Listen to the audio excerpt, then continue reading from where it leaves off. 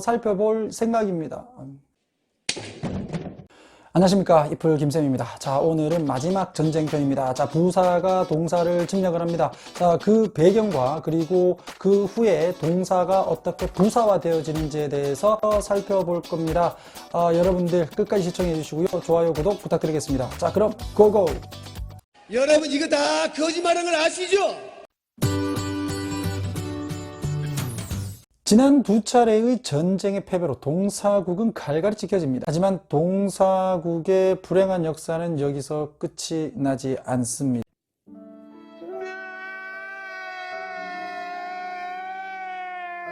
또 한 번의 마지막 전쟁을 앞두고 있는데요. 제발 그만 좀 하세요. 원래 부사국은 동사국과 그림처럼 인접해 있습니다. 그 이유는 부사국이 동사국의 조력자 역할을 주로 담당하기 때문이죠. 그건 전쟁 후에도 똑같습니다. 단지 부사가 얻어낸 땅 안에서의 동사의 역할만 달라질 뿐이죠. 여기서 두 개의 문장을 한번 살펴보겠습니다. 자, 여러분들이 화면에서 보시는 것처럼 이 works well에서 well은 works를 꾸며주고 있고요, frequently는 speaks를 꾸며주고 있네요. 그렇다면 여기에서 well이 없어지고 frequently가 없어진다고 해서 문장이 없어지느냐? 그건 아니죠. 부사는 문장 대륙에서 보는 것처럼 이 언저리에 위치해 있단 말이에요. 그렇기 때문에 얘가 문장에서 어떤 큰 역할은 하지 않습니다. 없어져도 그만인 역할이에요. 그러다 보니까 좀 서럽죠. 우리는 늘 이렇게 언저리에 있는 변방 국가에서 머물러야 되는가? 움직이는 동사국만 잡는다면 충분히 우리의 역할을 좀 더 확장시킬 수 있을 것이다 라고 생각을 한 겁니다. 근데 이런 생각도 듭니다. 그러면 형용사국하고도 인접해 있기 때문에 형용사국가도 침략을 해서 형용사도 자기 걸로 만들지 왜 그럼 형용사국은 침략을 하지 않았을까? 자, 여러분들이요, 가지기 쉬운 거 또는 내가 가지고 있는 거 또는 내가 가지고 있는 것을 약간만 변형을 해서 새로운 것을 만들 수 있다면 여러분들은 그걸 굳이 새로운 것을 얻기 위해서 빼앗기 위해서 노력을 하겠는가? No, God! 그렇지 않을 겁니다. 이 형용사는 부사에게 그런 거예요. 이 꼬리표인 ly를 붙이는 순간 형용사를 부사화시킬 수 있습니다. 이런 입장에서 형용사를 부사화시키려고 전쟁까지 할 필요는 없는 거 아니겠어요? 그렇죠. 그래서 부사는 굳이 형용사를 침략할 생각을 하지 않는 거예요. 그죠? 굉장히 논리적입니다. 그리고요, 형용사나 부사는 누군가를 수식하는 역할을 한다라는 차원에서는 이 비슷한 역할을 하잖아요, 형용사나 부사가. 그러니까 일종의 형제나 비슷합니다. 그래서 형제끼리 뭐 치고받고 싸우면 되겠습니까? Please no, no. 하지만 이 동사국을 바라보는 부사의 눈은 다릅니다. 상태를 나타내는 형용사나 부사와는 달리 동사는 팔팔 뛰어다닙니다. 이 팔팔 뛰어다니는 동사를 빡 잡아가지고 이 부사화 시키면 뭔가 새로운 것이 나올 거다라고 뻑 생각이 드는 거예요. 문장 두 개를 읽을 때 꼭 굳이 뭐 딴 거를 사용하지 않는다 하더라도 이 컨젝트왕, 즉 접속사왕을 사용을 하게 되면 두 가지의 문장이 하나로 연결될 수는 있습니다. 지금 보시는 것처럼 so that을 사용을 하니까 he worked hard와 he could make money가 so that이라는 이 접속사에 의해서 연결이 되어지죠. 그런데 이 두 문장을 연결할 때마다 그러면은 접속사 좀 도와주세요 라고 항상 얘기하기가 불편스럽잖아요.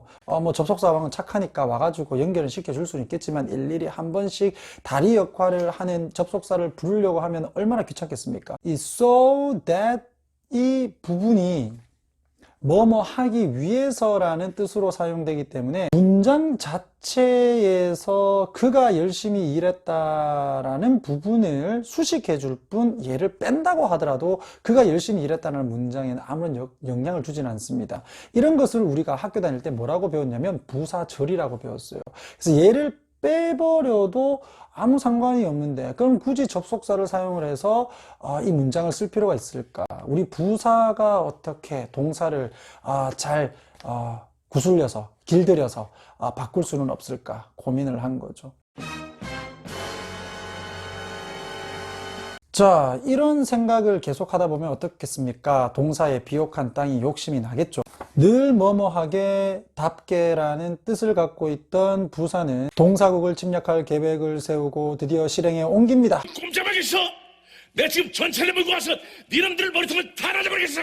자, 그리고 전쟁은 일어납니다. 만반의 준비를 한 부사국과는 달리 두 차례 패배를 한 동사국은 어떻겠어요? 전력이 소진되어 있겠죠. 동사국이 이러한 결과로 부사국에게 패하는 것은 자명한 사실이었습니다. 그 결과로 실제로 동사는 패하게 됩니다. 또 졌어! 그림에서 보시는 것처럼 일부의 땅을 부사가 점령하게 되죠. 자, 문제는 이제 여기에 있습니다. 이 부사의 땅이 된 동사의 땅을 도대체 누구를 데리고 와서 어느 총독부를 세워서 여기를 부사화 시킬 것인가? 라고? 자빠져.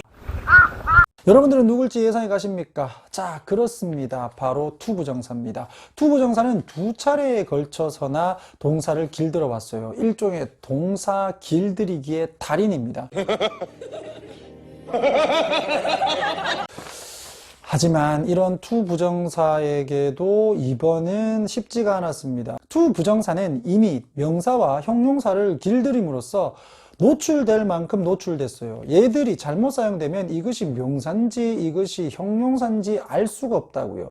그래서 이 투부정사는 좀 더 고민을 하게 됩니다. 단순한 투부정사화는 오히려 헷갈림을 초래할 뿐이다 라고요. 자, 다음 문장 두 개를 보시면요. 다음에 명사 뒤에 투부정사가 동일하게 나와 있습니다. 이 두 문장에서 어느 것이 부사일까요? 형태만으로는 알기가 힘듭니다. 둘 다 명사 뒤에 위치해 있기 때문에 언뜻 보기에는 다 형용사처럼 보여요. 바로 이 부분이 부사국의 왕이 고민을 했던 부분입니다. 어떤 식으로 형용사와 구별을 할까 고민을 했던 겁니다. 자, 부사국의 왕은 이 투부정사와 깊은 논의 끝에 5개의 전략을 세웁니다. 그것은 뭐냐면 여러분들이 보시고 계시는 이 부사가 점령한 이 땅을 5개로 나누자라는 것이었어요. 뜻의 차이를 두도록 하자라는 것이었습니다. 와우. 자, 여기에서 so that과 he could를 to로 바꿔서 쓴다면 어떻게 바뀝니까? 그렇죠. to make money가 되겠죠.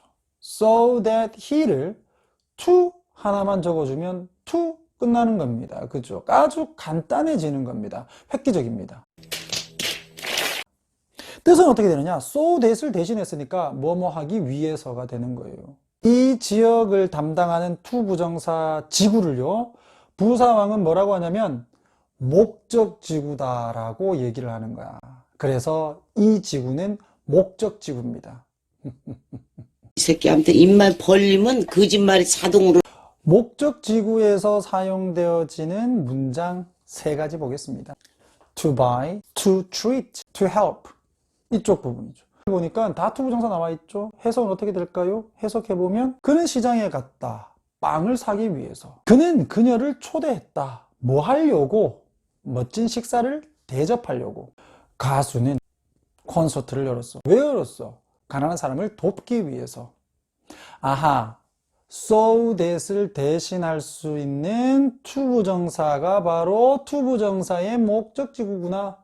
여러분들이 학교 다닐 때 배웠던 투부정사의 부사적 용법입니다. 두 번째 지역은요, 우리 감정이 있어요. 감정. 저 솔직히 이렇게 학생들 앞에서만 강의를 하다가 이렇게 유튜브라고 하면서 이게 공개 영상을 찍고 있는데요, 앞뒤로 아무도 없습니다.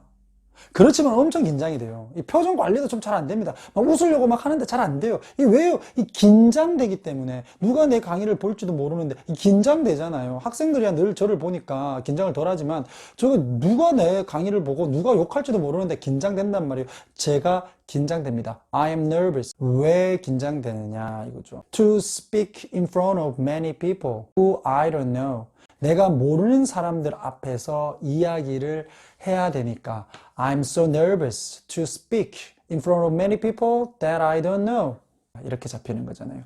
이게 바로 이유를 나타내는 거죠. 따라서 이 부분을 감정의 이유라고 해서 바꿔버리는 거죠. 문장 한번 보시겠습니다. 우리가 기뻤어요. 왜 기뻤어? Because가 들어갑니다. 이유를 설명해야 되니까 우리가 배우를 만나서요. 영화 배우를 만났어. 그래서 기뻤다. 이유 되잖아요. 제인이요. 느꼈지. 슬픔을 느꼈어요. Jane felt sorry. 왜? Because she heard the news. 그녀가 뉴스를 들어서요. 이유가 나왔잖아요. 이것도 마찬가지로 to 부정사면 충분하다. Because 주어 빼버리고 to 부정사 집어넣자 라는 겁니다. 어떻게 바뀔까요? To meet an actor. Jane felt sorry to hear the news. 소식을 들어서 유감을 느꼈다. 슬픈 감정을 느꼈다. 이렇게 되는 거 아니겠어요? 이 곳을 뭐라고 명명하냐면 이유를 나타낸다고 해서 이유지구, to 부정사의 이유지구라고 한 겁니다. 와우. 이 지구에는 동사만 사는 게 아니라 형용사도 같이 살아요. 뭔 개소리야! 감정을 나타내는 형용사들이 같이 삽니다. 그게 뭔데요? 보이시죠? 감정을 나타내는 이와 같은 형용사들이 to 부정사의 이유지구에 같이 살면서 to 부정사로 되어 있는 동사들은 이러한 형용사들 뒤에서 졸졸 쫓아다니게 됩니다. 여러분들도 문장을 만드실 때 to 부정사를 잘 이용을 하시면 감정의 이유를 나타내실 수 있다라는 것까지 참고로 말씀을 드리면서 오늘 이렇게 부사국이 동사를 침략하고 난 이후에 차지한 이 땅을요 to 부정사를 이용해서 5지구로 나누게 되고 그중 2가지 지구가 어떤 역할을 하는지에 대해서 살펴보았습니다. 됐어! 그래! 다음 시간에는 계속해서 부사국의 나머지 3가지의 지구에 대해서 살펴볼 예정입니다. 끝까지 시청해주신 여러분들께 감사드리고요. 다음 영상도 많이 응원해주시고 지금까지 시청해주신 모든 분들께 진심으로 감사드리겠습니다. 이상 이풀 김쌤이었습니다. 감사합니다.